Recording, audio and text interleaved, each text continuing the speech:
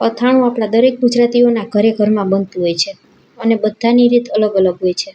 આજે હું તમારી સાથે કેરી ગુંદાના ગળ્યા અથાણાની રેસિપી શેર કરીશ.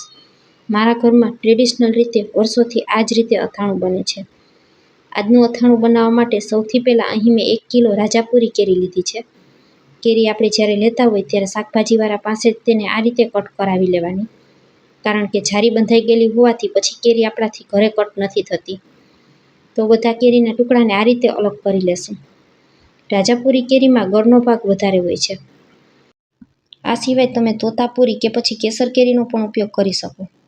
તમારા ઘરમાં જે પણ કેરીનું અથાણું પસંદ હોય એ કેરી તમારે લઈ લેવાની.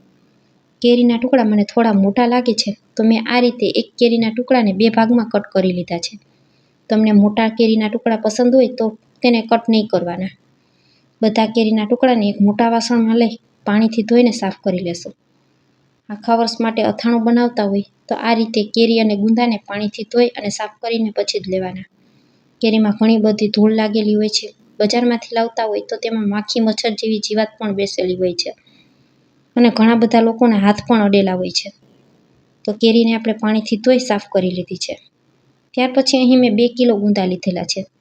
ગુંદા આ રીતે એકદમ સરસ તાજા લીલી દાંડલીવાળા હોય તેવા લેવાના છે. તમે જોઈ શકશો અહીં ગુંદા પણ લીલા છે અને ગુંદાની ઉપર જે આ ટોપીનો ભાગ હોય એ પણ એકદમ સરસ લીલો છે. જો ગુંદા 1 દિવસના વાસી હોય તો તેની ઉપરની ટોપીનો ભાગ હોય તે કાળો થઈ ગયો હોય છે. એવા ગુંદાનું અથાણું બનાવવામાં બિલકુલ ઉપયોગ નથી કરવાનો. બધા ગુંદાને પાણીથી ધોઈ અને ત્યાર પછી દાંડલીથી આ રીતે અલગ કરી લેવાના. અને હવે કોઈ પણ એક કપડું લઈ અને ગુંદાને લૂછી લેશું. ધોયા પછી ગુંદાને આ રીતે એકદમ સરસ કોરા કરવા ખૂબ જ જરૂરી છે. તો થોડા થોડા કરી અને બધા કેરી અને ગુંદાને આપણે લૂછી લેવાના છે. કેરીના ટુકડાને પણ એ જ રીતે કોટનના કપડાથી આપણે લૂછી અને સાફ કરી લેશું. બધા ગુંદાને મેં કપડાથી લૂછી અને સાફ કરી લીધા છે. ત્યાર પછી આપણે ગુંદાની ઉપર આ જે ટોપીનો ભાગ હોય તેને અલગ કરી દેવાનો છે. એક એક કરી અને બધા જ ગુંદામાંથી ટોપીનો ભાગ અલગ કરી લીધો છે. ત્યાર પછી એક ન્યૂઝપેપર લઈ અને તેની ઉપર થોડા ગુંદા રાખી દેશું અને દસ્તાની મદદથી ગુંદાને તોડી લેશું. 1 થી 2 વખત તમે હળવા હાથે આ રીતે ગુંદાની ઉપર દસ્તો મારશો એટલે ગુંદું સહેલાઈથી તૂટી જશે. હવે એક છરીમાં થોડું મીઠું લગાવી અને આપણે ગુંદામાંથી ઠળિયાને અલગ કરી લેશું. તો સેમ આ જ પ્રોસેસથી આપણે બધા ગુંદામાંથી ઠળિયા અલગ કરી લીધા છે. હવે તેને થોડીવાર માટે સાઈડમાં રાખી અને એક વાસણમાં આપણે અડધા કપ જેટલું મીઠું લેશું અને 1/4 કપ જેટલી તેમાં હળદર ઉમેરશું.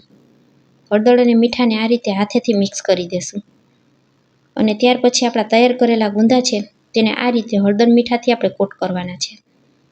થોડું થોડું હળદર મીઠું ગુંદામાં ભરતું જવાનું છે અને ત્યાર પછી ગુંદાને ઊંધું કરી અને આપણે વધારાનું મીઠું કાઢી નાખવાનું. બધા જ ગુંદાને આ રીતે હળદર મીઠાથી કોટ કરવાથી ગુંદાની અંદર રહેલ બધી ચીકાશ દૂર થઈ જશે.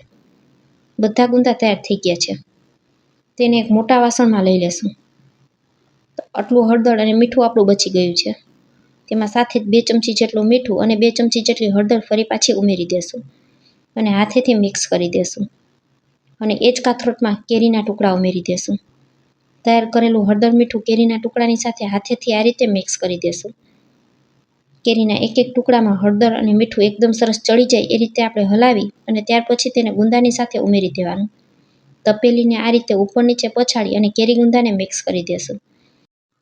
હવે તેને ઢાંકણ ઢાંકી અને આખી રાત માટે આપણે રહેવા દેવાનું છે. કેરીના પાણીના લીધે ગુંદાની બધી ચીકાશ દૂર થઈ જશે.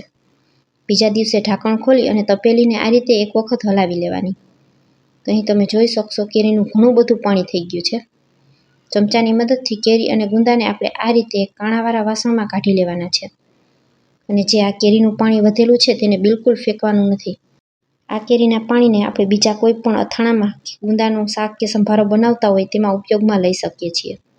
5 મિનિટ સુધી આ વાસણને આમનામ રહેવા દેશું જેથી બધું પાણી નીકળી જાય. આંગળીથી ગુંદાને ચેક કરીએ તો ગુંદામાં બિલકુલ ચીકાશ રહી નથી. કેરી અને ગુંદાને 2 કલાક માટે તડકામાં સૂકવી દેશું. ત્યાર પછી એક વાસણમાં 1 કિલો જેટલું સિંગ તેલ ગરમ કરવા રાખી દેશું.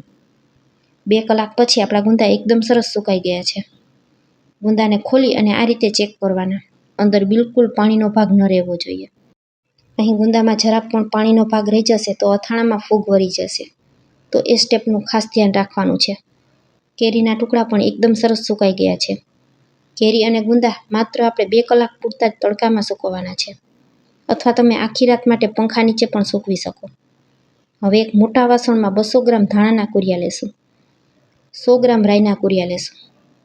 જો તમને ધાણાના કુરિયા ઓછા પસંદ હોય તો તમે 200 ગ્રામ જેટલા રાઈના અને 100 ગ્રામ જેટલા ધાણાના કુરિયા પણ લઈ શકો.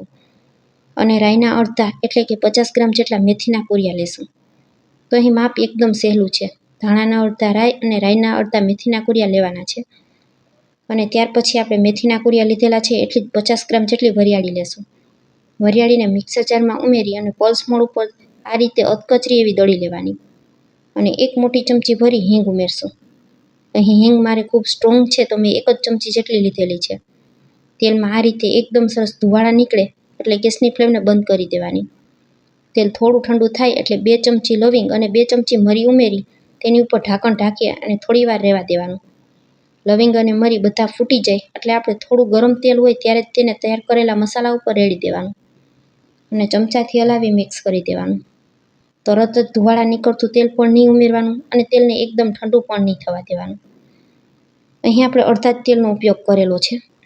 1 કિલો તેલ ગરમ કરેલું હતું એમાંથી આપણે અડધું તેલ અત્યારે ઉમેરેલું છે. અને આ તેલને અથાણામાં આપણે ઉપરથી બરણીમાં ઉમેરશું. તો ચમચાથી હલાવી બધા મસાલાને એકદમ સરસ ઠંડા કરી લીધા છે. મસાલા થોડા ઠંડા થઈ જાય ત્યાર પછી આપણે તેમાં હળદર ઉમેરવાની. ગરમ ગરમ તેલ હોય ત્યારે હળદર બિલકુલ નહીં ઉમેરવાની, નહીંતર હળદર બળી જશે. થોડો મસાલો ગરમ હોય ત્યારે હળદર પાવડર ઉમેરશું. ચમચાથી હલાવી મિક્સ કરી દેશું. અને આ મસાલાને 1 કલાક માટે ઠંડો કરી લેવાનો. ત્યાર પછી તેમાં આપણે 2 મોટી ચમચી ભરી અને મીઠું ઉમેરશું. અને 1/4 કપ જેટલું લાલ મરચું પાવડર ઉમેરશું. અહીં મીઠું આપણે માત્ર મસાલાના ભાગનું જ ઉમેરવાનું છે. કેરી ગુંદામાં આપણે મીઠું પહેલેથી જ ચડેલું છે. ચમચાથી હલાવી મિક્સ કરી દેશું. મસાલો એકદમ સરસ ઠંડો થઈ જાય ત્યાર પછી જ આપણે મીઠું અને ચટણી ઉમેરવાના છે. ગરમ ગરમમાં તમે મીઠું ઉમેરશો તો મીઠાનું પાણી થઈ જશે અને ચટણી પણ બળી જશે. તો મેં 1 કલાક પછી હળદર અને મીઠું ઉમેરેલા છે. તો તમે જોઈ શકશો અથાણાનો કલર અહીં આપણે થોડો લાઇટ દેખાય છે. તો મેં 2 ચમચી જેટલું ફરી પાછું લાલ મરચું પાવડર ઉમેરેલું છે. આ મેં કાશ્મીરી લાલ મરચું ઉમેરેલું છે. આ રીતે મિક્સ મરચું પાવડર ઉમેરવાથી અથાણાનો કલર એકદમ સરસ લાલ પણ દેખાશે અને અથાણું તીખું પણ નહીં બને. ત્યાર પછી અહીં મેં 1 કિલો દેશી ગોળ લીધેલો છે. તો અડધો ગોળ આ રીતે અથાણામાં આપણે ઉમેરી દેશું. ચમચાથી હલાવી મિક્સ કરી દેશું. અહીં આપણે 1 કિલો ગોળ પૂરેપૂરો ઉમેરવાનો છે. તો અડધો અડધો કરી અને ગોળ ઉમેરશું. એકી સાથે બધો ગોળ નથી ઉમેરવાનો, નહીંતર સરખો મિક્સ નહીં થાય. ચમચાના પાછળના ભાગથી આ રીતે ગોળને દબાવતા જશું અને બધો ગોળ મસાલાની સાથે મિક્સ કરી લેશું. દેશી ગોળની જગ્યાએ તમે કોલ્હાપુરી ગોળ પણ લઈ શકો, પરંતુ કોલ્હાપુરી ગોળને ઓગળતા ખૂબ જ વધારે સમય લાગે છે. ઘણા લોકો જેટલી કેરી અને ગુંદા લીધેલા હોય છે એટલું જ સામે ગોળ ઉમેરતા હોય છે. આજે મેં 2 કિલો ગુંદા અને 1 કિલો કેરી લીધેલી છે. તો 3 કિલોની સામે 3 કિલો ગોળ મારા ઘરમાં ક્યારેય ઉમેરવામાં આવતો નથી. એ અથાણામાં ગોળનું ખૂબ જ પાણી થાય છે અને અથાણું એકદમ ગળ્યું થઈ જાય છે. અથાણામાં ગોળ છે કે ગોળમાં અથાણું એ જ ખબર નથી પડતી. તમે એકવાર આ રીતે અથાણું બનાવજો, એકદમ સરસ પરફેક્ટ મીઠું બનીને તૈયાર થશે. ઢાંકણ ઢાંકી અને 2-3 કલાક માટે આપણે રહેવા દેવાનું. ગોળ ઉમેર્યા પછી મસાલાને આ રીતે 2 કલાક માટે રાખી દેવાથી ગોળ એકદમ સરસ ઓગળી જાય છે. તરત જ આપણે તેને ગુંદામાં ભરી લઈએ તો ગોળની કોઈને કોઈ કણી બાકી રહી ગઈ હોય છે અને પછી તેને ઓગળતા ખૂબ જ વધારે વાર લાગે છે. તો હંમેશા આ રીતે 2 કલાક માટે તેને રહેવા દેવાનું. 2 કલાક પછી આપણે ગુંદામાં મસાલાને ભરી લેશું. અથવા તમે રાતે મસાલો તૈયાર કરી અને સવારે પણ ગુંદાને ભરી શકો. હાથમાં આ રીતે થોડો મસાલો લેતા જઈ અને ગુંદાને ભરી લેવાનું. ગુંદું એકદમ સરસ દાબીને ભરવાનું. અથાણામાં મસાલો થોડો વધારે હોય તો તે ખાવામાં ખૂબ જ સ્વાદિષ્ટ લાગે છે. એક એક કરી અને બધા ગુંદા અહીં આપણા ભરાઈ ગયા છે.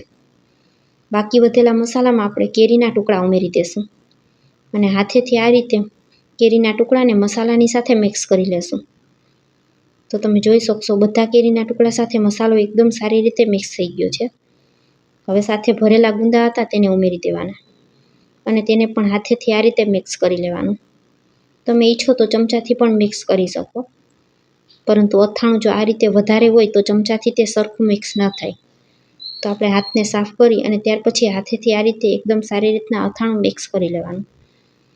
બધું એક સરખું મિક્સ થઈ જાય એટલે તૈયાર કરેલા આ અથાણાને આપણે એક તપેલીમાં કાઢી લેશું.